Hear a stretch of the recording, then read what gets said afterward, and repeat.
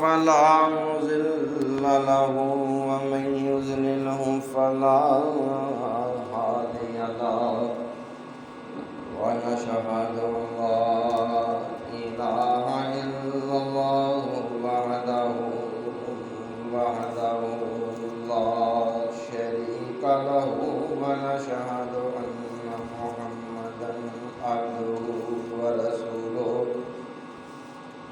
أما بعد فإن خير الحديث كتاب الله وخير الهدي هدي محمد صلى الله عليه وسلم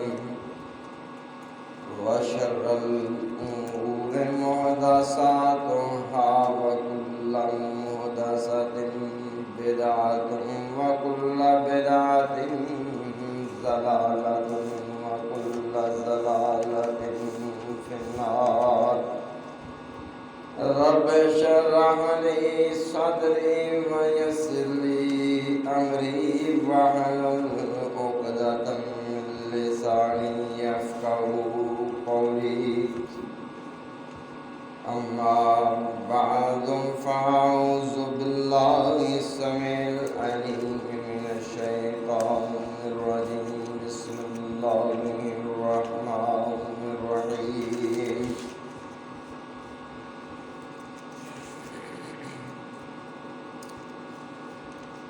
شاهد الله أنه لا إله إلا هو والملائكة وأولو العلم قائما بالقسط.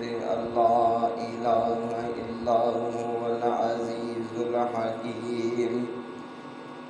إن الدين عند الله الإسلام وما اختلف الذين أوتوا الكتاب إلا من بعد ما جاءهم العلم بغيا بينهم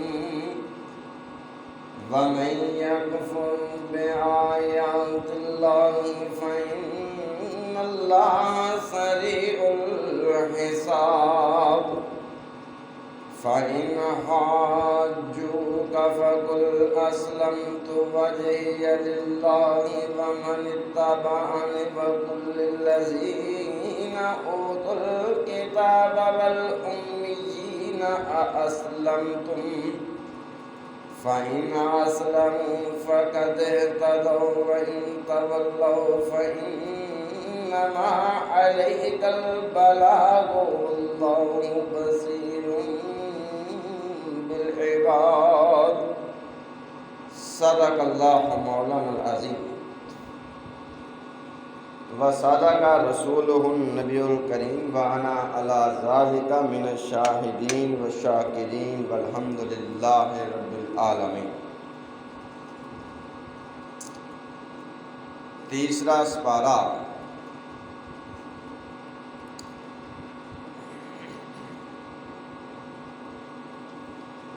اور سورہ آل عمران کے دوسرے رکوع کی چند آیات.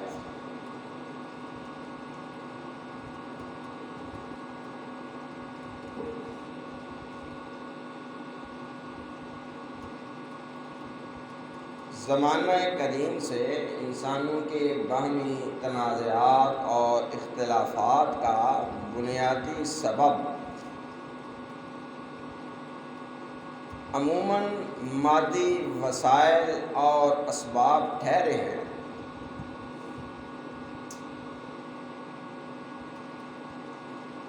قوموں نے ایک دوسرے سے سبقت لے جانے،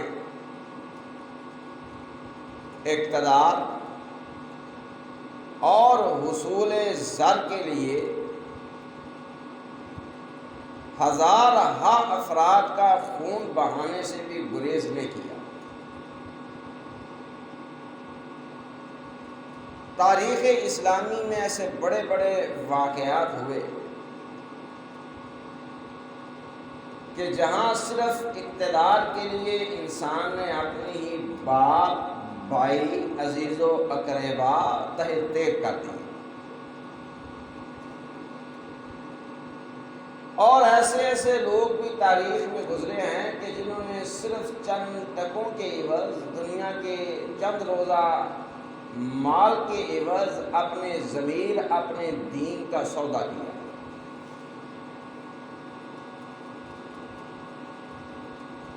قرآن کریم میں اللہ جل شانہ نے انسانی خواہشات کے جن کی ہرس، لالچ اور محبت میں انسان اندھا ہو جاتا ہے، ان کی نشاندہی کی ہے۔ اللہ تبارک و تعالی فرماتے ہیں کہ میرے پیغمبر محمد مجتبی صلی اللہ علیہ وسلم زُیِّنَ لِلنَّاسِ حُبُّ الشَّهَوَاتِ مِنَ النِّسَاءِ وَالْبَنِينَ وَالْقَنَاطِيرِ الْمُقَنطَرَةِ مِنَ الذَّهَبِ وَالْفِضَّةِ۔ ان لوگوں کی نگاہوں میں ان کی خواہشات کی چاہت یہ بڑی خوبصورت اور مزین کر دی گئی ہے، اور وہ انسانی خواہشات کہ جس کی محبت میں انسان اندھا ہوتا ہے، جس کی تعمیر کرنے میں، تکمیل کرنے میں انسان ہر حد سے گزر جاتا ہے، وہ خواہشات کیا ہیں؟ خالق کائنات بیان کرتے ہیں من النساء والبنین، سب سے اول درجے پر جو انسانی خواہشات ہیں وہ کیا ہیں؟ من النساء، وہ عورتوں سے متعلق۔ امام الانبیاء حضرت محمد مجتبی صلی اللہ علیہ وسلم نے بھی بڑے واضح الفاظ میں اپنی امت کو خبردار کیا کہ لوگوں، سب سے بڑی آفت جس کا مجھے اپنی امت پر خدشہ ہے اس کے وارد ہونے کا، وہ عورت کی آفت ہے، عورت کا فتنہ ہے۔ اور یہ بھی دنیا میں بہت بڑے بڑے خون ریزی اور بہت ہی زیادہ اس کرۂ ارضی پر فتنہ و فساد کا سبب بنا ہے۔ اللہ فرماتے ہیں سب سے اول جو انسانی خواہشات ہیں، جس کی حرص اور طمع میں انسان اندھا ہوتا ہے، من النساء، عورتوں سے متعلق ہے۔ والبنین، اور پھر دوسرے درجہ پر بیٹے۔ ہر انسان کی ایک خواہش ہوتی ہے کہ میرے دست و بازو ہوں، اس لیے کہ خالق کائنات نے اس دنیا کی زندگی میں انسان کی زینت جسے قرار دیا ہے وہ دو چیزیں، ایک بیٹے اور دوسرا سامان دنیا، مال و دولت۔ اللہ فرماتے ہیں المال والبنون زینت الحیات الدنیا، لوگوں یہ مال و دولت اور تمہارے بیٹے یہ دنیا کی زندگی کی زینت ہے۔ انسان اس کی خواہش رکھتا ہے۔ والقناطیر المقنطرۃ من الذهب والفضہ، اور پھر انسان چاہتا ہے کہ زر و جواہرات کا انبار، خزانے میرے پاس ہوں۔ دولت کی حرص، دولت کی لالچ اور دولت کا طمع، یہ بھی بہت بڑا فتنہ ہے کہ جب انسان اس حرص میں جاتا ہے تو پھر وہ ایک ایسا جانور ہے، ایسا درندہ ہے کہ جو انسانی معاشرے میں سوائے معصوم، بے گناہ اور اپنے سے کمزور لوگوں کا خون کرنے سے، انہیں چیٹ پھاڑ کرنے سے گریز نہیں کرتا، ایسا درندہ۔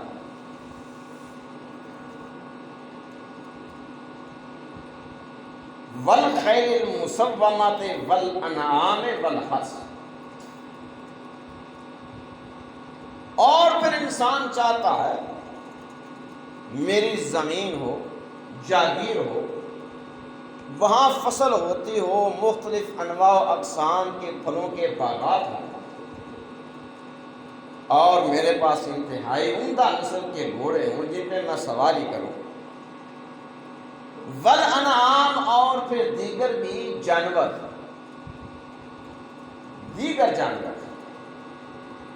اور مختلف قسم کے جانور جو ہیں وہ بھی میرے پاس ہیں۔ ذالک متاع الحیات الدنیا، یہ انسانی خواہشات ہیں جو ہمیشہ دنیا میں فتنہ و فساد، باہمی اختلافات، دشمنی، عداوت، حتیٰ کہ قتل و غارت گری تک معاملات پہنچے۔ لیکن اللہ تبارک و تعالیٰ فرماتے ہیں ذالک متاع الحیات الدنیا، او لوگو یہ دنیا کا سامان ہے، دنیا کا سامان۔ ہم اپنی زبان میں بھی 3 چیزوں کو شمار کرتے ہیں، زن، زارہ اور زمین، کہ ہمیشہ دنیا میں جب بھی فتنہ اٹھا ہے، فساد پیدا ہوا ہے، قتل و غارت گری ہوئی ہے، تو اس کے 3 اسباب ہیں، اس سے بعد چوتھا سبب کوئی نہیں۔ یا عورت سبب ہوگی یا دولت سبب ہوگی۔ تیسری چیز جاگیر اور جائیداد سبب ہوگی۔ اسے بھی آپ اگر زر ہی میں ضم کر لیں تو 2 چیزیں۔ تو خیر عامتاً برسر مطلب میں عرض یہ کر رہا تھا کہ جس وقت ہم تاریخ عالم پر نگاہ اٹھاتے ہیں تو یہ بات کسی دلیل یا بیان کی محتاج نہیں کہ دنیا میں جتنی خون ریز جنگیں ہوئی ہیں، ہزاروں لاکھوں لوگ تہے تیغ کر دیے گئے،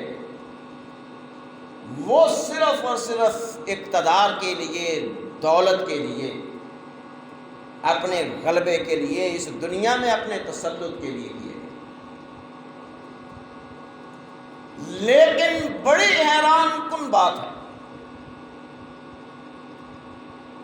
کہ خالق کائنات نے اس کرۂ ارضی پر جو نسل انسانی کی خیر بلائی، ان کی رہنمائی کے لیے اپنے پیغمبر مبعوث کیے ہیں،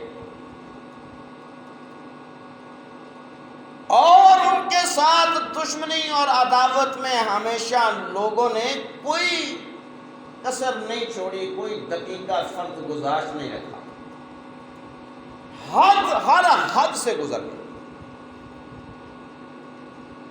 نبیوں کو پتھر بھی مارے گئے، قید و بند کی صعوبتیں بھی اٹھائیں، حتیٰ کہ انبیاء اور رسل کو قتل کرنے سے بھی لوگوں نے گریز نہیں کیا۔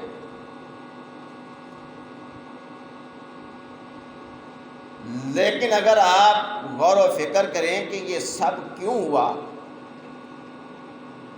تو یقین جانیے اس کے پس پردہ آپ کو کوئی مادی سبب نظر نہیں آئے گا، مادی سبب نظر نہیں آئے گا۔ نہ جاگیر اور جائیداد کا اختلاف تھا، نہ عورت کا معاملہ تھا، نہ زر و جواہرات کی بات تھی، بلکہ لوگوں نے تو کہا، جیسے تاریخ میں یہ بات ثابت شدہ ہے اور مورخین نے اس کو بڑے تواتر کے ساتھ بیان کیا ہے کہ امام الانبیاء حضرت محمد مجتبیٰ صلی اللہ علیہ وسلم کو پیشکش کی گئی کہ آپ جو پیغام، جو دعوت ہمیں دیتے ہیں، جو پیغام لے کر کے آئے ہیں، اگر اس کا مقصد عرب میں اقتدار اور سرداری حاصل کرنا ہے تو ہم تمام تر متفقہ طور پر آپ کو عرب کا سردار منتخب کر دیتے ہیں۔ اگر مال و دولت، زر و جواہرات مقصود ہیں تو بھی ہم آپ کے لیے وہ اس کا اہتمام، انتظام کر دیتے ہیں۔ آپ جیسا مالدار اس عرب کی سرزمین میں کوئی نہیں ہوگا۔ یہ پیشکش بذات خود امام الانبیاء حضرت محمد مجتبیٰ صلی اللہ علیہ وسلم کو کی گئی، لیکن نبی کریم صلی اللہ علیہ وسلم نے جو جواب دیا وہ بھی تاریخ کا حصہ۔ آپ نے فرمایا او لوگوں اگر تم میرے ایک ہاتھ پہ سورج رکھ دو اور دوسرے پہ چاند رکھ دو تب بھی میں محمد مجتبیٰ صلی اللہ علیہ وسلم اپنے مشن، اپنی دعوت، اپنے نظریے، اپنے عقیدے سے پیچھے نہیں ہٹوں گا۔ تم زر و جواہرات کی بات کرتے ہو، تو میرے عزیزوں میرے عرض کرنے کا مقصد یہ ہے کہ انبیاء اور رسول تو مادی وسائل یا مادہ پرستی کہہ لیں یا دنیا کے حصول کی بات کہہ لیں، اس سے کوسوں دور ہیں، کوسوں دور، اور بڑے واضح الفاظ میں خالق کائنات نے یہ ارشاد فرمایا کہ میرے پیغمبر آپ ان لوگوں کو پیغام دیں۔ لوگوں ہم اللہ کے پیغمبر ہیں، خالق کائنات کے پیغامات تم تک پہنچاتے ہیں۔ ہمارا دنیا اور اسباب دنیا اور مال دنیا سے کیا تعلق؟ ہمیں یہ نہیں چاہیے۔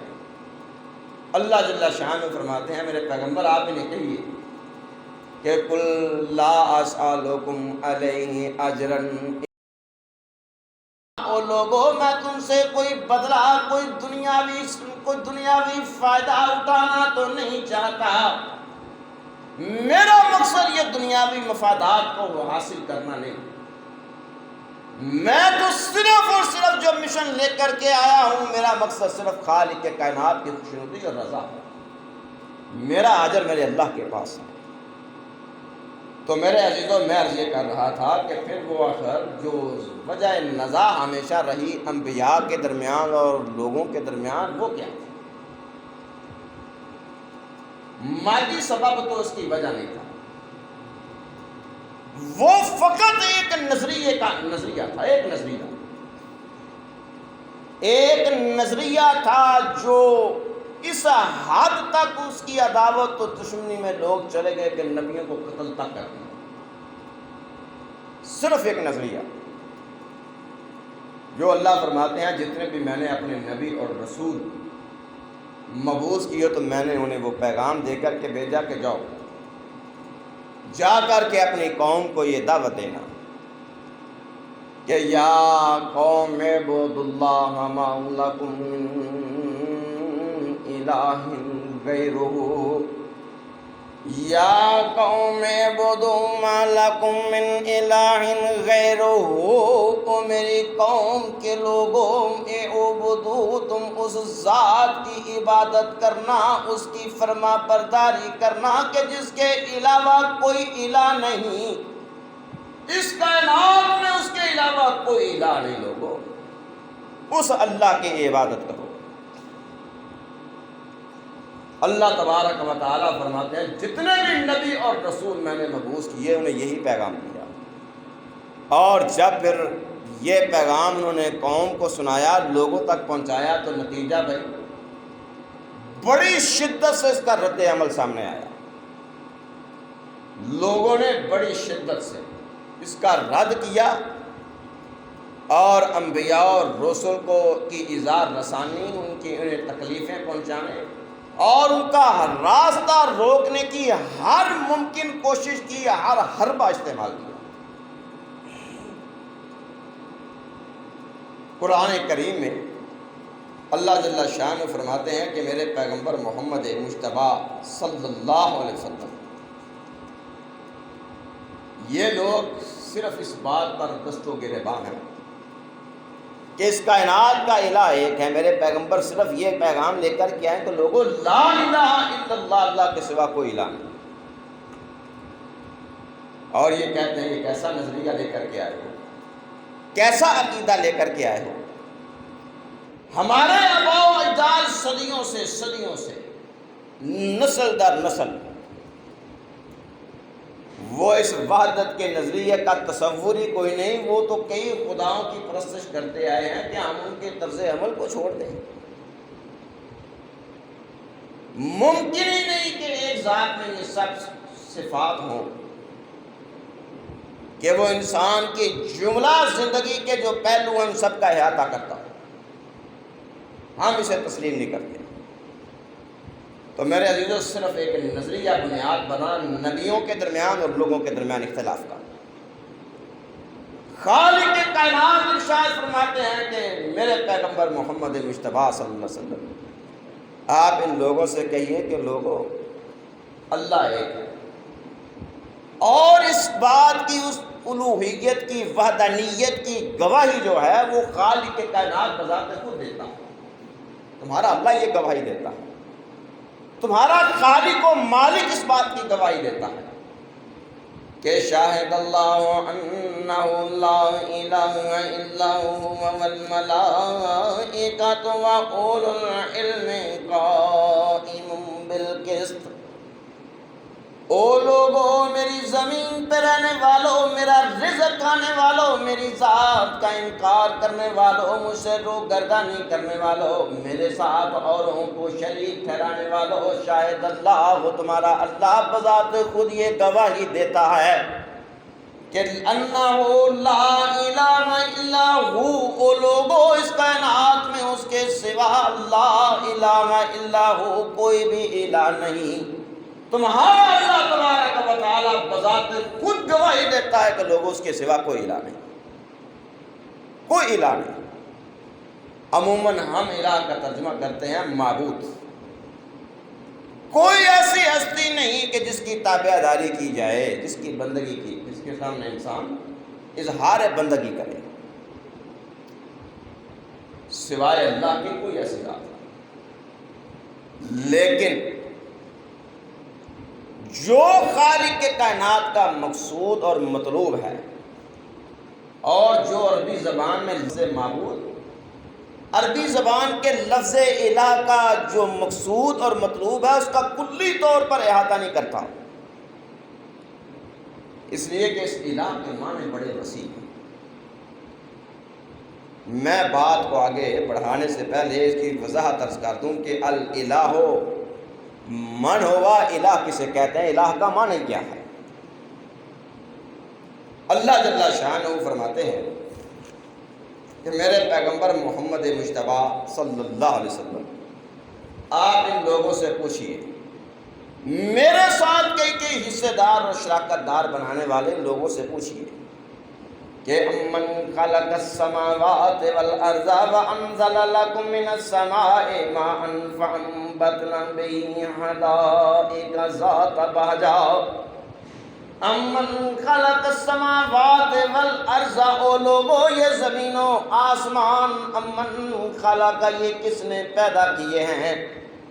لوگوں ذرا اس بات پر غور و فکر کرنا، یہ زمین جس پر تم رہ رہے ہو، بڑی بڑی بلڈنگیں بناتے ہو، یہاں تم بڑی پرتعیش زندگی بسر کرتے ہو، یہ زمین کس نے پیدا کی ہے؟ یہ آسمان کو تمہارے لیے چھت کس نے بنایا ہے؟ ذرا اس پر غور و فکر کرنا۔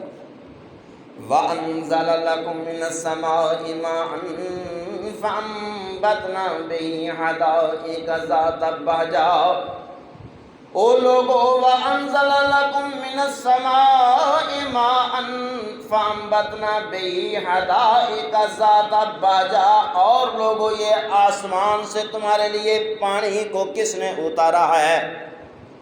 وَفَأَنبَتْنَا بِهِ حَدَائِقَ ذَاتَ بَہْجَةٍ، اور لوگوں پھر اس پانی کے ذریعے سے اس زمین سے یہ مختلف رنگ و بو کے لوگوں باغات بھی کس نے اگائے ہیں؟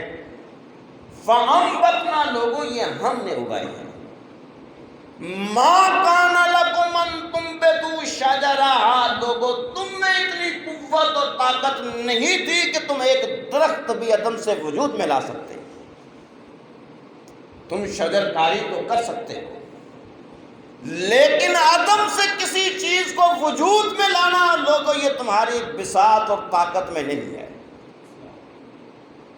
ما کان لکم ان تنبتوا شجرہا، تمہارے لیے یہ ممکن نہیں کہ تم ایک درخت بھی اگا سکتے، پیدا کر سکتے۔ تو پھر ذرا غور کرنا، جس نے زمین و آسمان کو پیدا کیا ہے وہ اللہ، جس نے آسمان سے پانی اتارا ہے اللہ، جس نے تمہارے لیے زمین سے پھر مختلف قسم کے رنگ و بو کے باغات اگائے ہیں وہ اللہ، تو پھر غور کرو لوگو، جس کے یہ کام ہیں اس کا نام الہ ہے، وہ الہ ہے۔ جو پیدا کرنے والا ہے ہر چیز کو وہ الہ ہے، یعنی الخالق هو الالہ، خالق جو ہے، الہ کے معنی ہے خالق کے، جو خلق کرنے والا ہے وہ الہ ہے، تو خلق کرنے والا تو اللہ ہے۔ تو پھر الہ مع اللہ بل ہم قوم یعدلون، او لوگو پھر ذرا غور کرنا، الہ مع اللہ، کیا پھر اللہ کے ساتھ کوئی اور بھی الہ ہے؟ یہ سب کچھ تو تمہارے اللہ نے کیا ہے، اور جس کے یہ کام ہے وہ الہ ہے، تو کیا اللہ کے ساتھ کوئی اور الہ ہو سکتا ہے یا ہے؟ بل ہم قوم یعدلون، بلکہ میرے پیغمبر محمد مجتبیٰ صلی اللہ علیہ وسلم یہ لوگ تو راہ حق سے ہٹے ہوئے ہیں۔ اللہ فرماتے ہیں پھر لوگوں ذرا اس پہ بھی غور کرنا کہ امن جعل الارض قرارا وجعل خلالها انہارا وجعل لها رواسیا وجعل بین البحرین حاجزا، او لوگو اس زمین کو تمہارے لیے قرار، تمہارے رہنے کی جگہ کس نے بنایا ہے؟ وجعل خلالها انہارا، اور لوگو پھر اس زمین کے درمیان یہ تمہاری زمینوں کو سیراب کرنے کے لیے یہ نہری نظام کس نے جاری کیا ہے؟ تم دیکھتے ہو کہ بڑی بڑی دور تک بنجر اور ویران زمینوں تک ایک نہری نظام اللہ نے اس کا جال بچھایا ہے۔ لوگوں یہ کس کا کام تھا؟ وَجَعَلَ لَهَا رَوَاسِيَ، اور لوگوں تم دیکھتے ہو کہ یہ بڑے بڑے بلند و بالا، بڑے مضبوط، بڑے بڑے بلند پہاڑ لوگوں یہ کس نے بنائے ہیں؟ وَجَعَلَ بَيْنَ الْبَحْرَيْنِ حَاجِزًا، اور لوگوں دو سمندر جہاں وہ ملتے ہیں ان کے درمیان میں ایک نہ نظر آنے والا پردہ بھی ہے، وہ کس نے رکھا ہے؟ دو سمندر میں ایک مقام پر ملتے ہیں، ان کا رنگ بھی جدا کرنا ہے، ان کا ذائقہ بھی پانی کا الگ ہے، لیکن وہ ایک دوسرے میں ملتے نہیں، خلط ملط نہیں ہوتے، نہ نظر آنے والا ایک حجاب ہے۔ یہ کام کس کا ہے؟ ذرا غور کرو۔ تو میرے پیغمبر جواب دیں گے اللہ خالق کائنات فرماتے ہیں لوگوں جس کے یہ کام ہیں وہ الہ ہے، تو جب یہ کام اللہ کے ہیں تو الہ ہو واللہ، الہ پھر اللہ ہے، الہ اللہ ہے۔ الہ کے معنی یہ ہے کہ جس نے لوگوں تمہیں زمین پر آباد کیا ہے، لا الہ، یعنی نہیں ہے کوئی ایسی ہستی جو تمہیں زمین پہ آباد کرنے والی ہے الا اللہ، سوائے اللہ کے، نہیں ہے کوئی ایسی ذات کہ جس نے یہ نہری نظام چلایا ہے الا اللہ، سوائے اللہ کے، نہیں ہے کوئی ایسی ذات کہ جس نے یہ بڑے بڑے بلند و بالا پہاڑوں کو زمین میں گاڑ دیا ہے میخوں کی طرح الا اللہ، سوائے اللہ کے، لوگوں کو الہ ہے۔ تو پھر میرے پیغمبر ان سے کہیے کچھ ہوش کے ناخن لو لوگوں، الہ مع اللہ بل اکثرهم لا یعلمون، الہ مع اللہ، او لوگوں پھر ذرا غور و فکر کرنا کہ الہ مع اللہ، کیا اللہ کے ساتھ کوئی اور بھی الہ ہے؟ جس کے یہ کام ہے وہ الہ ہے، اور یہ کام کس کے ہے بھائی؟ اللہ کے، تو پھر الہ بھی اللہ، لا الہ الا ہو لوگوں اس کے سوا کوئی الہ نہیں، اللہ بذات خود گواہی دیتا ہے۔ یہ تمہارے رہنے سہنے کے معاملات ہیں، کائنات کی تخلیق کے اعتبار سے، تمہارے اس دنیا میں رہنے کے اعتبار سے، اور پھر ظاہر ہے کہ جب تم اس دنیا میں رہتے ہو تو تمہیں کئی قسم کی تکلیفیں، مشکلات، مصائب پہنچتی ہیں۔ اللہ فرماتے ہیں ذرا اس پہ بھی غور کرنا کہ امن یجیب المضطر اذا دعاہ ویکشف السوء ویجعلکم خلفاء الارض، امن یجیب المضطر اذا دعا، او لوگوں جب ایک بے بس پکارتا ہے تو پھر لوگوں کون اس کی پکار کو سنتا ہے اور کون اسے قبول کرتا ہے؟ جب تم بے بسی بے کسی کی حالت میں بالکل مجبور ہوتے ہو، ہر اعتبار سے تم مایوس ہو چکے ہوتے ہو، تو جب اس حالت میں تم آواز دیتے ہو تو پھر کون ہے جو تمہاری آواز کو سنتا ہے اور پھر تمہاری آرزوؤں کو پورا کرتا ہے؟ کون ہے لوگوں؟ مشرکین مکہ، جنہیں مشرک کہا جاتا ہے، کہتے ہیں کہ حرم میں انہوں نے 360 بت رکھے ہوئے تھے۔ جب بحری سفر، کیونکہ ان کا بیسیکلی جو ذریعہ معاش تھا، کاروبار، وہ تجارت تھا، مکے میں یا اس کے قرب و جوار میں سارا پتھریلی پہاڑی علاقہ تھا، کوئی وہاں سبزہ تو تھا نہیں کہ جہاں سے کوئی کاشتکاری کرتے یا کوئی اور کام ہوتا، تجارت کرتے تھے۔ سمندری سفر ہوتا تھا تو جب سمندر میں طغیانیں آتی، طوفان آتا، تو قرآن کریم میں اللہ نے تذکرہ کیا، اس وقت یہ کہتے ہو اب نہ لات کام آئے گا، نہ حبل کام آئے گا، نہ منات کام آئے گا، نہ عزا کام آئے گا۔ اب اگر تمہیں اس تکلیف اور مصیبت سے کوئی بچا سکتا ہے، اس آفت سے نجات دے سکتا، تو صرف اللہ۔ دعوا اللہ مخلصین، پھر بڑے خلوص کے ساتھ اپنے اللہ کو پکارتے ہیں، اللہ کو۔ اللہ کہتا اس وقت مجھے پکارتے ہیں، اس وقت تو لات عزا حبل منات یہ ہماری مدد نہیں کرتے۔ تو لوگوں یہ کام کون کرتا ہے؟ جو تمہارا مشکل کشا ہے، ہوا الہ، اس کا نام الہ ہے، وہ الہ ہے۔ اور جب یہ کام اللہ کرتا ہے تو پھر الہ کون ہوا بھائی؟ اللہ۔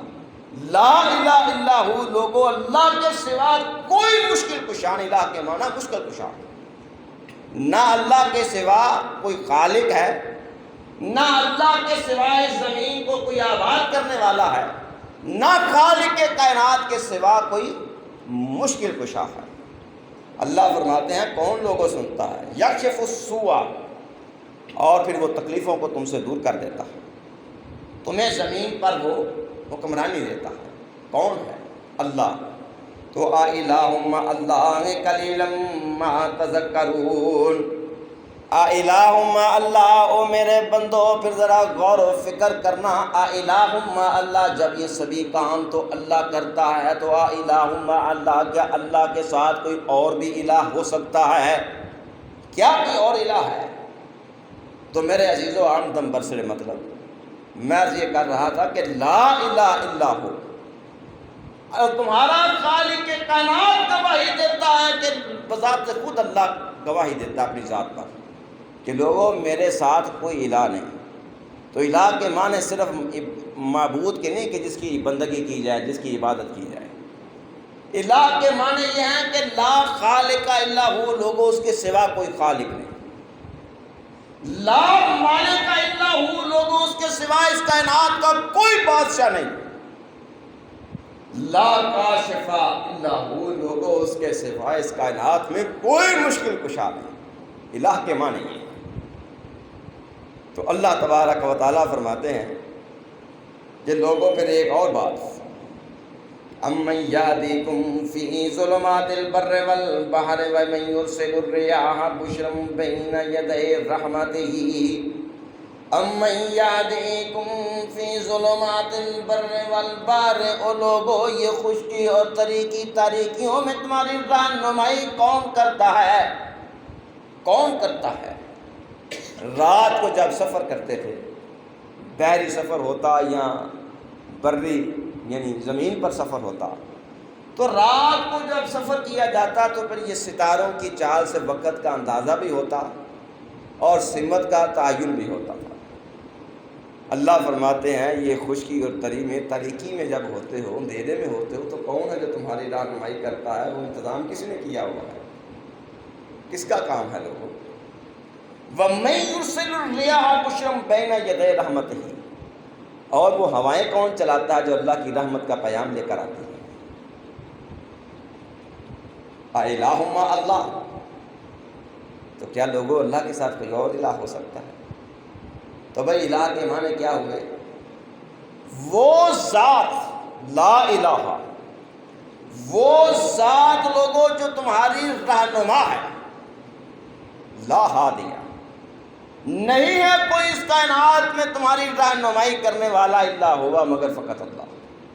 اللہ وہی تمہاری رہنمائی کا انتظام اور اہتمام کرے گا، وہی نبیوں کو نازل کرتا ہے، وہی آسمان سے کتابیں اتارتا ہے۔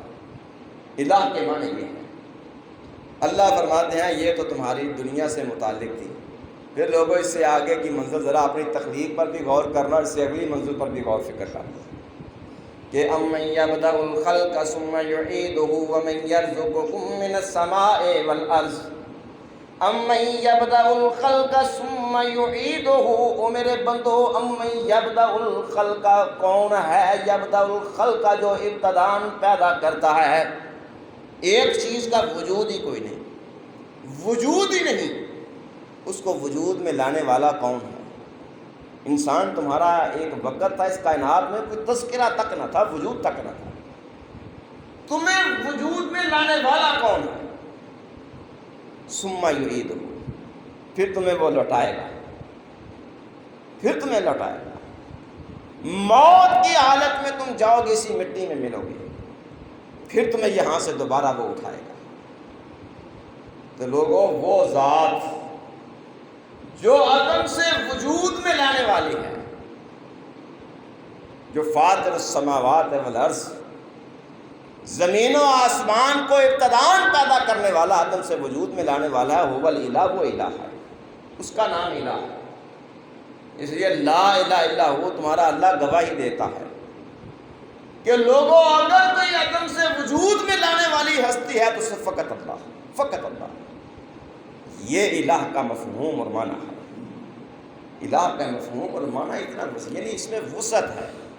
صرف ایک چیز، ایک لفظ معبود کا بول دینا، یہ اس کے تمام تر جو معنی اور مفہوم یا مقصود ہیں یہ اس کا احاطہ نہیں کرتا۔ تو خیر عامتاً برسر مطلب میرے عزیزوں، میں یہ عرض کر رہا تھا کہ اللہ تبارک و تعالیٰ فرماتا ہے میرے پیغمبر آپ ان سے کہیے کہ تم جس بات پر میرے نبیوں سے جھگڑا کرتے ہو، دست و گریباں ہو، ہر حد سے گزر جاتے ہو کہ لا الہ الا اللہ، اللہ کے سوا کوئی معبود نہیں، تو پھر میرے پیغمبر آپ انہیں کہیے کہ تمہارا اللہ بذات خود اپنی ذات پر گواہی دیتا کہ شاہد اللہ انہ لا الہ الا هو والملائکۃ واولو العلم قائما بالقسط۔ او لوگو تمہارا اللہ اس بات کی گواہی دیتا ہے کہ لا الہ الا ہو، اس کے سوا کوئی الہ نہیں، والملائکہ، اور اسی بات کی فرشتے بھی گواہی دیتے ہیں، واولو العلم قائما بالقسط، اور جو منصف مزاج علماء ہیں، جو صاحب علم لوگ ہیں، بالقسط، قائما بالقسط، انصاف پر قائم ہیں، وہ بھی اسی بات کی گواہی دیں گے کہ لا الہ الا ہو، کہ اللہ کے سوا کوئی الہ نہیں، العزیز، ہر چیز پر وہ غلبہ رکھنے والا ہے، الحکیم، وہ ہر کام اس کا حکمت و دانائی سے لبریز ہوتا ہے۔ تم لوگوں اس کی حکمتوں کو نہیں جان سکتے، ادراک نہیں کر سکتے، نہیں سمجھ سکتے، لیکن اس کا ہر کام، ہر فیصلہ وہ حکمت و دانائی سے خالی نہیں ہوتا، وہ اللہ گواہی دیتا ہے۔ تو میرے عزیزو عام تن برسر مطلب میں عرض یہ کر رہا تھا کہ نبیوں کے ساتھ جو اختلاف ہے وہ خالصتاً نظریاتی اختلاف ہے، اس میں دنیاوی مفادات، دنیاوی مال و دولت، اسباب، ان کا کوئی دخل، کوئی تعلق نہیں۔ اللہ تبارک و تعالیٰ نے مسلمانوں کے لیے، ایمان والوں کے لیے، جو نبی پر یقین اور ایمان رکھتے ہیں، ان کے لیے بھی اسے ایک حد فاصل قرار دے دیا، اس نظریے کو کہ لوگوں یہ جو نظریہ میرے پیغمبروں نے پیش کیا ہے دنیا کے سامنے، اور جو اختلاف کی وجہ بنی ہے وہ دنیاوی اور مادی اسباب نہیں بنے، بلکہ محض یہ نظریہ بنا ہے، اور تمہارا اللہ تبارک و تعالیٰ اس کو تمہارے لیے ایک ریڈ لائن ایک قرار دیتا ہے ریڈ لائن قرار دیتا لوگوں اس کو کراس نہ کرنا۔ اگر تم اللہ اور اس کے رسول محمد مصطفیٰ صلی اللہ علیہ وسلم پر ایمان رکھتے ہو، یقین رکھتے ہو، تو پھر تمہارا اللہ کہتا ہے کہ تم اسی نظریے پہ قائم ہونا، اسی نظریے کو اپنانا۔ تمہاری اگر کسی سے محبت ہوگی تو اس نظریے پر ہوگی، اگر کسی سے دشمنی اور عداوت ہوگی تو اسی نظریے پر ہوگی۔ اللہ تبارک و تعالیٰ قرآن کریم میں بڑے واضح الفاظ میں ارشاد فرماتے ہیں کہ میرے پیغمبر محمد مصطفیٰ صلی اللہ علیہ وسلم لا تجد قوما یؤمنون باللہ والیوم الآخر یوادون من حاد اللہ ورسولہ۔ اے میرے پیغمبر محمد مصطفیٰ صلی اللہ علیہ وسلم لا تجد قوما یؤمنون باللہ والیوم الآخر، آپ کسی ایسی قوم کو نہیں پائیں گے کہ جو اللہ اور روز آخرت پر یقین بھی رکھتے ہوں۔ یوادون من حاد اللہ ورسولہ، پھر وہ اللہ اور اس کے رسول کے دشمنوں سے اظہار محبت بھی کرتے ہوں، ہمدردیاں بھی رکھنے والے ہوں۔ وہ اللہ اور اس کے رسول پر ایمان کا دعویٰ کرنے والے بھی ہوں، اللہ اور اس کے رسول کے دشمنوں سے ہمدردی بھی کرتے ہوں۔ یہ نہیں ہو سکتا، ممکن ہی نہیں، ممکن ہی نہیں۔ میرے پیغمبر یہ ایک اسلام اور کفر کے درمیان فیصلہ کر دینے والی چیز ہے۔ یہ نظریہ ایک فیصلہ کن حیثیت رکھتا ہے کفر و اسلام کے درمیان۔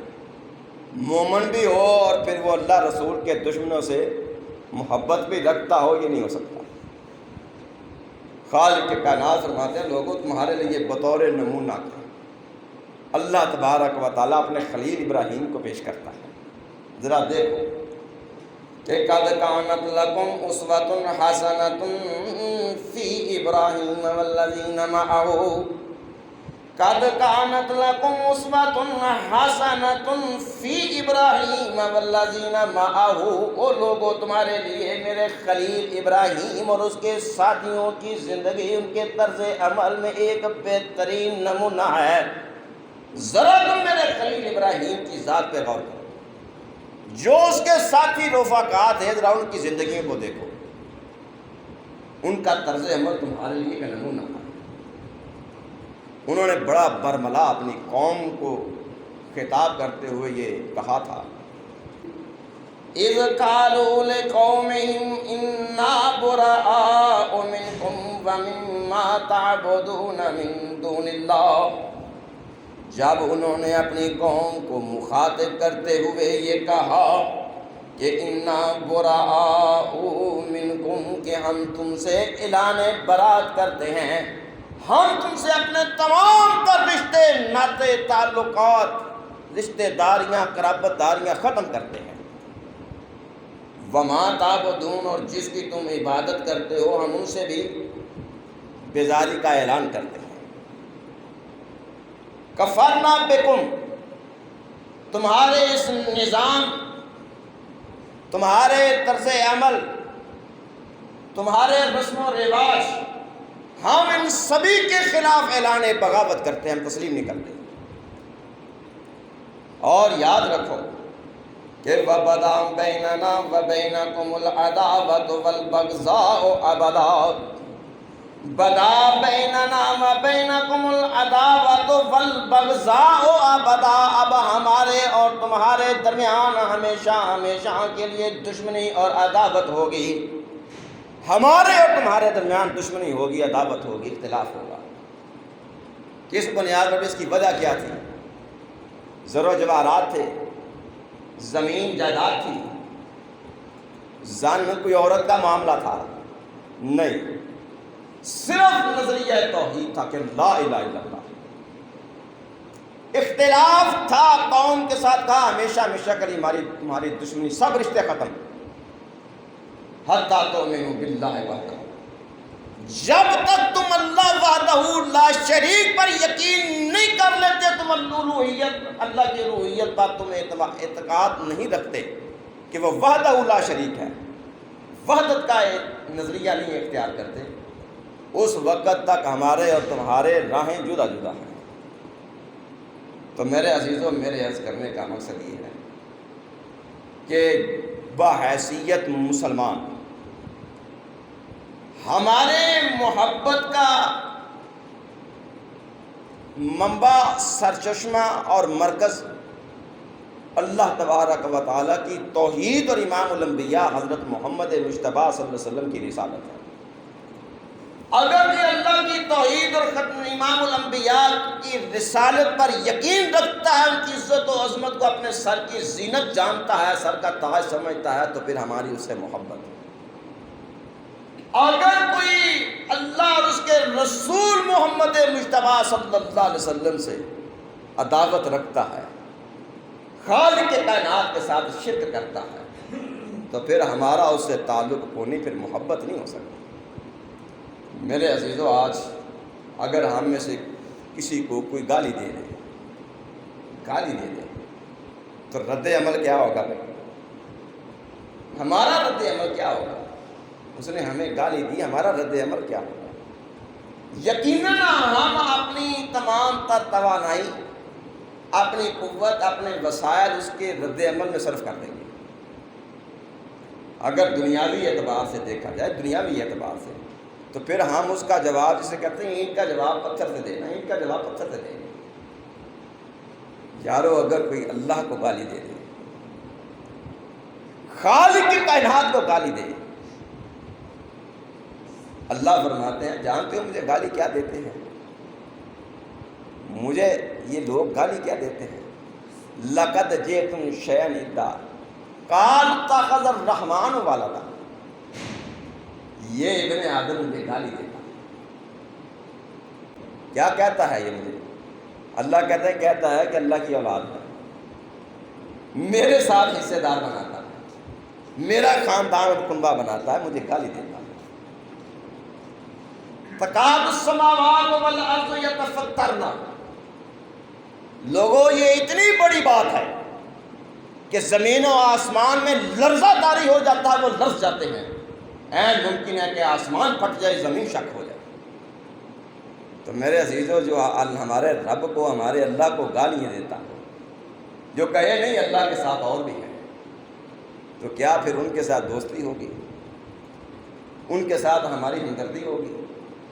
ان کے ساتھ ہم مشرب، ہم پیالہ ہوں گے؟ وہ جس غیرت کا اظہار اپنی ذات کے لیے کرتے ہو، وہی تقاضا خالق کائنات تم سے کرتے ہیں۔ لوگوں، میرے لیے بھی وہی رد عمل دو۔ اس لیے اگر تمہاری کسی سے محبت ہو تو اللہ کی رضا میں، الحب للہ والبغض للہ۔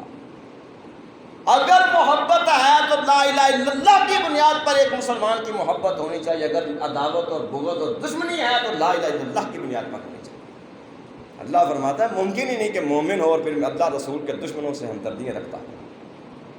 مزید انشاءاللہ العزیز آئندہ سے، واخر دعوانا الحمدللہ۔